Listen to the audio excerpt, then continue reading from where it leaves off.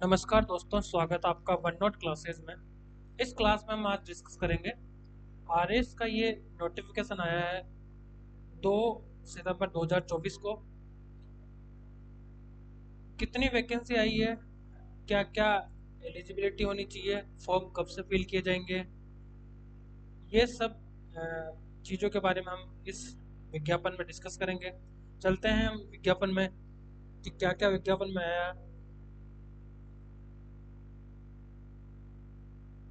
ये राजस्थान लोक सेवा द्वारा ये इशू किया गया है और 2 सितंबर को ये विज्ञापन आया है। ठीक है,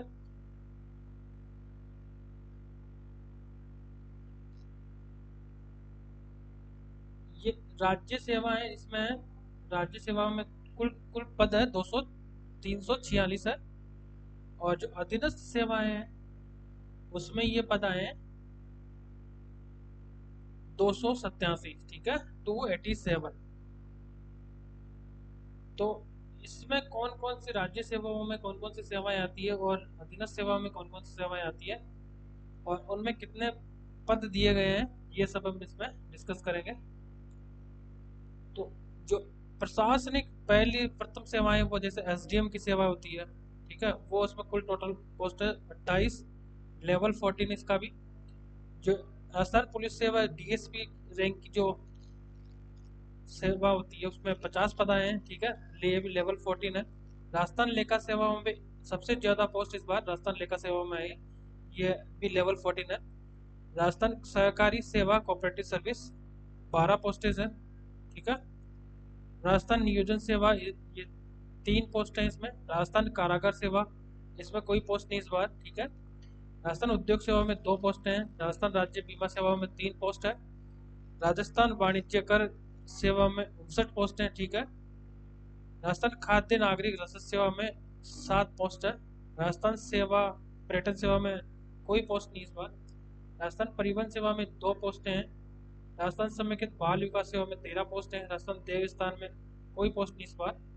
राजस्थान ग्रामीण विकास सेवा 40 पोस्ट। राजस्थान महिला विकास में कोई पोस्ट नहीं इस बार। जो लेबर डिपार्टमेंट है सेवा श्रम कल्याण सेवा में 2 पोस्ट है। आबकारी में अब की बार कोई नहीं है। राजस्व आबकारी में भी नहीं है इस बार। राजस्थान अल्पसंख्यक मामला में भी नहीं है। राजस्थान राज्य कृषि सेवा में 16 वैकेंसी। ठीक है, तो ये क्या हुई, स्टेट सर्विसेज हुई। और जो अधीनस्थ सेवाएं जो अलाइड सर्विसेज है उसमें राजस्थान देवस्थान अधीनस्थ सेवा 11 पोस्ट हैं। ठीक है, राजस्थान देवस्थान अधीनस्थ सेवा 2 पोस्ट है। राजस्थान सहकारिता अधीनस्थ सेवा 41 पोस्ट। राजस्थान सहकारिता अधीनस्थ सेवा 2 पोस्ट हैं। ठीक है, राजस्थान तहसीलदार सेवा 166 है, ये बहुत ज़्यादा है। राजस्थान तहसीलदार सेवा 12 पोस्टें इसमें। आबकारी अधीनस्थ में इसमें कुछ पोस्टें नहीं है। नियोजन अधीनस्थ में भी नहीं है। उद्योग अधीनस्थ में भी नहीं है। वाणिज्य कर अधीनस्थ सेवा में भी नहीं है। राजस्थान वाणिज्य कर अधीनस्थ सेवा में बिल्कुल नहीं है। राजस्थान खाद्य नागरिक रसद अधीनस्थ सेवा 17 वैकेंसी है। ठीक है, और जो राजस्थान खाद्य नागरिक रसद अधीनस्थ सेवा ऐसे इसमें 1 वैकेंसी है। ठीक है, और इधर हम चलते हैं बाकी की सेवाओं में। राजस्थान समेकित जो बाल विकास अधीनस्थ सेवा है उसमें 4 वैकेंसी है। राजस्थान समेकित बाल विकास अधीनस्थ सेवा कोई वैकेंसी नहीं है। राजस्थान सामाजिक न्याय एवं अधिकारिता अधीनस्थ सेवा कोई वैकेंसी नहीं है। राजस्थान सामाजिक न्याय एवं अधिकारिता अधीनस्थ सेवा में भी 1 वैकेंसी है। और इसमें राजस्थान सामाजिक न्याय एवं अधिकारिता अधीनस्थ सेवा सामाजिक सुरक्षा अधिकारी में 42 पोस्ट है इस बार। राजस्थान सामाजिक न्याय व अधिकारिता अधीनस्थ सेवा में 8 पोस्ट है। राजस्थान सामाजिक न्याय एवं अधिकारिता अधीनस्थ सेवा में 14 पोस्ट है। राजस्थान सामाजिक न्याय एवं अधिकारिता में 3 पोस्ट है। राजस्थान श्रम कल्याण अधीनस्थ सेवा में 8 पोस्ट है। राजस्थान श्रम कल्याण अधीनस्थ सेवा नहीं इस बार ऐसे में। और राजस्थान अल्पसंख्यक मामला में नहीं है। ठीक है, वैकेंसी। राजस्थान अधीनस्थ सेवा राज्य कृषि विपणन अनुभाग में ये 55 सर्विसेज है। तो ये जितनी भी पोस्टें आई हैं उसमें कितनी कितनी वैकेंसी है वो हमने डिस्कस किया है, ठीक है।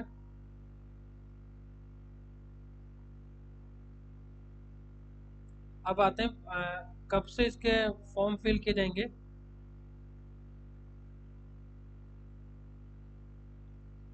इसमें जो योग्यता वो क्या है, अभ्यर्थी को वांछित शैक्षणिक अर्हता, योग्यता, अनुभव, आयु होने पर ही ऑनलाइन आवेदन करना चाहिए। तथापि आयोग द्वारा अभ्यर्थी को ऑनलाइन आवेदन पत्र की अनुमति, संशोधन तिथि व ऑनलाइन आवेदन पत्रों को प्रत्याहारित विड्रॉल करने का विकल्प उपलब्ध करेगा।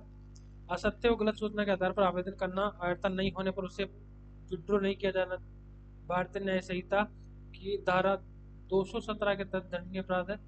ऐसे अभ्यर्थियों का कालांतर में काउंसलिंग, पात्रता साक्षरता के दौरान अपात्र पाए जाने वाले उन्हें आगामी 1 वर्ष की अवधि के लिए बढ़ती परीक्षाओं से विवर्जित डिबार किया जाएगा। कहने का मतलब है कि जिस किसी ने भी गलत फॉर्म भर दिया है, ठीक है, बाय मिस्टेक या फिर जानबूझ के बाय डिफॉल्ट,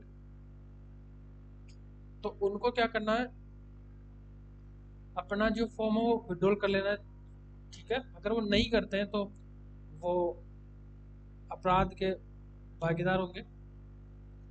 शैक्षणिक योग्यता क्या है, उक्त पदों की अपेक्षा शैक्षणिक अर्हता में के अंतिम वर्ष की परीक्षा में सम्मिलित हो चुका, मतलब जैसे कोई ग्रेजुएशन कर रहा हो तो वो अगर अपेयरिंग हो लास्ट फाइनल ईयर में तो वो फॉर्म फिल कर सकता है इसमें।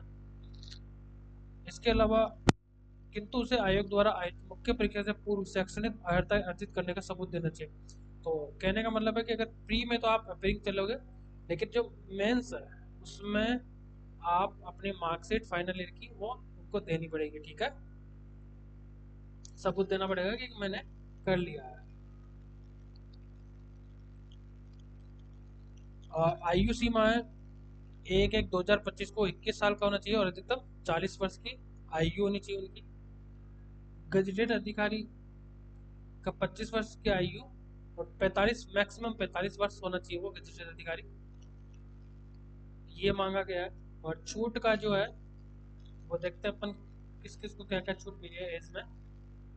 अभ्यर्थियों का वर्ग और अन्य राजस्थान राज्य अनुसूचित जाति जनजाति पिछड़ा वर्ग, अति पिछड़ा वर्ग, आर्थिक रूप से कमजोर वर्ग के पुरुष 5 साल की क्या है इसको छूट होगी आयु में। राजस्थान अनुसूचित जाति, अनुसूचित जनजाति, पिछड़ा वर्ग, अति पिछड़ा, आर्थिक रूप से कमजोर वर्ग की महिलाओं को 10 वर्ष की छूट होती है, ठीक है। और नेक्स्ट चलते अपन, जो महिलाएं होती है जनरल कैटेगरी की उनको भी 5 वर्ष का छूट होती है। और विधवा डाइवर्स वुमेन के लिए कोई एज लिमिट नहीं है, कभी भी वो फॉर्म भर सकती है। नेक्स्ट चलते हैं, आप इसको अच्छे से पढ़ लीजिएगा। चयन की प्रक्रिया क्या होगी, परीक्षा का माह और तिथि अभी तक डिसाइड नहीं है, ठीक है।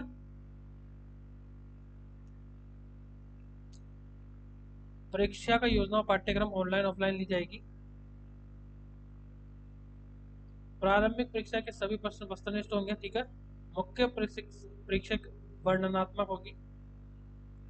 और आवेदन जो कब भरेंगे, ये 19 सितंबर से 18 दिसंबर तक, सितंबर से अक्टूबर, 18 अक्टूबर तक ये फॉर्म फिल किए जाएंगे।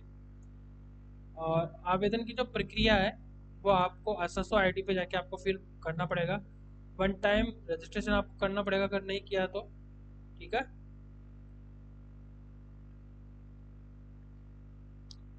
और इसके अलावा आप आवेदन ऑनलाइन आवेदन पत्र में संशोधन संबंधी सूचना ये आप सबमिट किए पश्चात यदि आवेदक को किसी प्रकार की त्रुटि का पता लगता है तो अभ्यर्थी ऑनलाइन आवेदन में ओटीआई प्रोफाइल में दर्शाए गए स्वयं के नाम, पिता का नाम, जन्म तिथि या लिंग के अतिरिक्त अन्य त्रुटि संशोधन नियमानुसार कर सकता है। तो आप इस तरीके से क्या कर सकते हो, अपने फॉर्म में अगर कोई दिक्कत आई है, प्रॉब्लम हुई है, तो उसको आप संशोधित कर सकते हो इस प्रोसेस से जाके, ठीक है। नेक्स्ट चलते हैं अपन, कितनी फीस लग रही है। तो सामान्य वर्ग के लिए पिछड़ा वर्ग के क्रिमिनल और अति पिछड़ा वर्ग के क्रिमिनल के अभ्यर्थी को 600 रुपये देना पड़ेगा ये। और आरक्षित वर्ग, अनुसूचित जाति जनजाति, पिछड़ा वर्ग नॉन क्रिमिनल, अति पिछड़ा वर्ग नॉन क्रिमिनल को 400 रुपये लगेंगे। मतलब ये और टीआर के बाद के, ठीक है।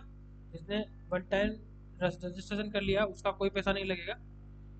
आर्थिक रूप से कमजोर वर्ग शहरी क्षेत्र के अभ्यर्थियों के लिए भी चार्ज रखे हैं, ठीक है।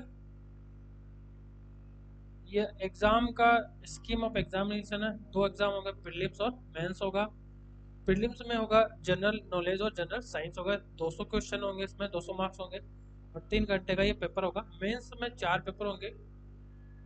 First paper general studies 200 marks का होगा, सेकंड भी जनरल स्टडीज का होगा 200 मार्क्स का, थर्ड जनरल स्टडीज और fourth general Hindi and general English का, ठीक है। तो ये 800 मार्क्स का क्या होगा पेपर होगा, होता है, ठीक है।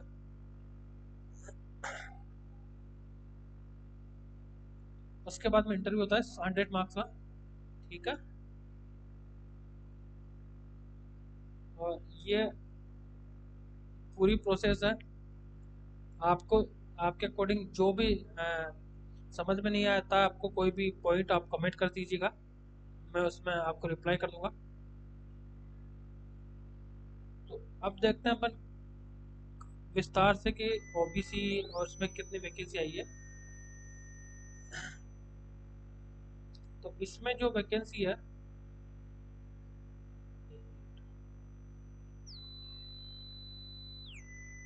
जो प्रशासनिक सेवा में जनरल के लिए वैकेंसी है 28, ना पूरी टोटल पोस्ट जनरल के लिए 13, जनरल विडो के लिए 4, विडो के लिए 1 है, और डावर्स के लिए 1, एक्स सर्विसमैन के लिए 1, जनरल के लिए 1 और जनरल विडो के लिए 1, ठीक है। ये एससी में आ गया, ठीक है।